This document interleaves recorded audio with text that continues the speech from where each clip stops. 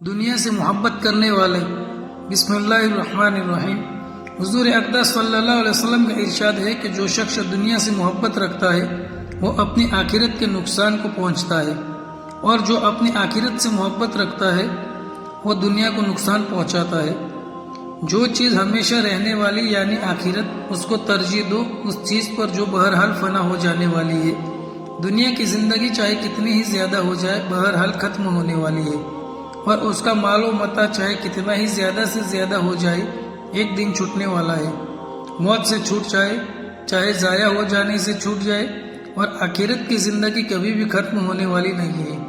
اس کی نعمتیں ہمیشہ ہمیشہ رہنے والی ہے۔ ایسی حالت میں کھلی ہوئی بات ہے کہ آدمی میں اگر ذرا سا بھی عقل ہو تو اس چیز کو اختیار کرنا چاہیے جو ہمیشہ اپنے پاس رہے گی، ایسی چیز کے پیچھے پڑنا جو کسی طرح بھی اپنے پاس ہمیشہ نہیں رہ سکتی۔ بے وقوفی ہے، انتہائی ہے۔